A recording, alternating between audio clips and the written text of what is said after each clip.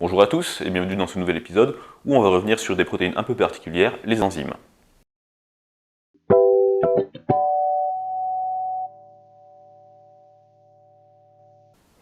Alors bref rappel, les enzymes ce sont des protéines qui ont pour fonction de catalyser des réactions chimiques dans notre corps, c'est-à-dire de faciliter des réactions chimiques pour que notre corps puisse fonctionner. Et elles peuvent catalyser plusieurs milliers de réactions à la seconde.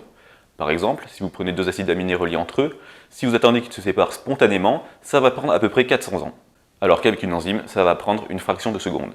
Et donc, comment une enzyme s'y prend pour faire ça? C'est relativement simple. En fait, elle le fait en diminuant l'énergie d'activation d'une réaction chimique. Si vous prenez deux molécules reliées entre elles par une liaison covalente, il va falloir apporter de l'énergie pour pouvoir casser cette liaison et séparer ces deux molécules. C'est cette quantité d'énergie qu'on appelle énergie d'activation. Et c'est normal que ça fonctionne comme ça, sans quoi les molécules seraient incapables de maintenir leur propre structure et tout se désagrégerait en permanence. Alors l'enzyme, elle possède ce qu'on appelle un site actif. C'est un endroit qui va pouvoir recevoir une molécule spécifique que l'on appelle son substrat. Ça fonctionne par complémentarité de forme, un peu sur un modèle clé-serrure. Et donc, en venant se coller sur le site actif de l'enzyme, le substrat va en quelque sorte se retrouver fragilisé par cette interaction, ce qui fait que la quantité d'énergie nécessaire pour casser le substrat sera diminuée. Elle sera diminuée, mais elle ne sera pas nulle. Il va encore falloir apporter un petit peu d'énergie pour que le substrat puisse être cassé. Et donc, d'où provient l'énergie nécessaire pour finaliser cette réaction? De la chaleur. Les 37 degrés du corps humain sont suffisants pour finaliser cette réaction. Et quand les 37 degrés du corps ne sont pas suffisants, on a l'ATP qui intervient. C'est ce qu'on peut voir sur ce graphique. Le substrat a une énergie du fait qu'il soit composé de liaisons chimiques, c'est ce qu'on voit au tout début de la courbe. La courbe rouge montre l'énergie d'activation nécessaire sans enzyme, et celle en bleu, l'énergie d'activation nécessaire avec l'enzyme, qui est diminuée.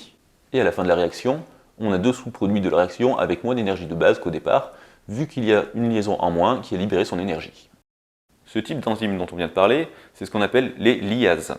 C'est un nom formé à partir du mot lyse, qui provient d'un mot de grec ancien qui signifie détacher, délier, et du suffixe ase, qui est spécifique aux enzymes.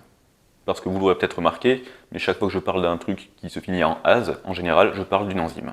En biologie, quand vous entendez un mot qui se finit en ase, il y a de grandes chances pour qu'on soit en train de vous parler d'une enzyme. Et schématiquement, au final, ça va ressembler à ça. Le substrat va aller se coller au site actif de l'enzyme par complémentarité de forme. Il va se retrouver fragilisé par cette interaction, et le substrat va donc être coupé en deux molécules différentes. Bref, si on met ça en équation simple, on a une molécule composée de deux groupes A et B, on a la liase qui intervient, et au final, on se retrouve avec une molécule A et B qui sont séparées.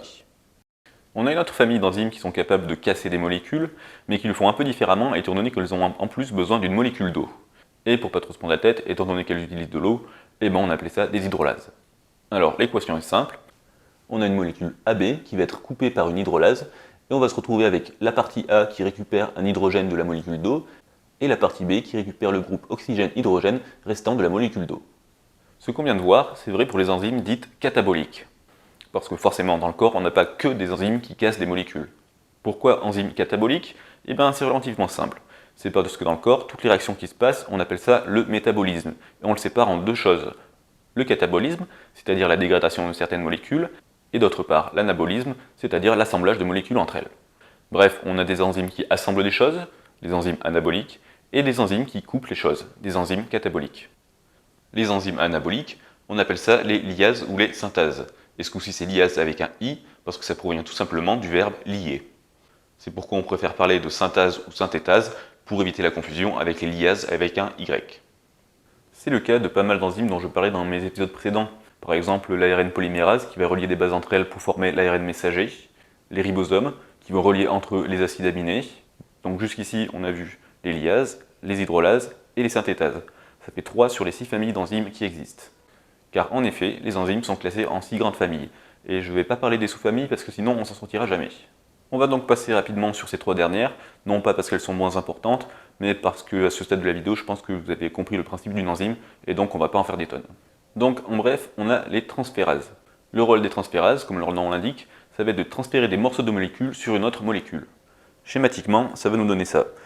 On a une molécule A avec un groupement chimique X, on a une molécule B, on a la transférase qui intervient, et on finit avec la molécule A, plus la molécule B qui a récupéré le groupement X. On a ensuite les oxydoréductases.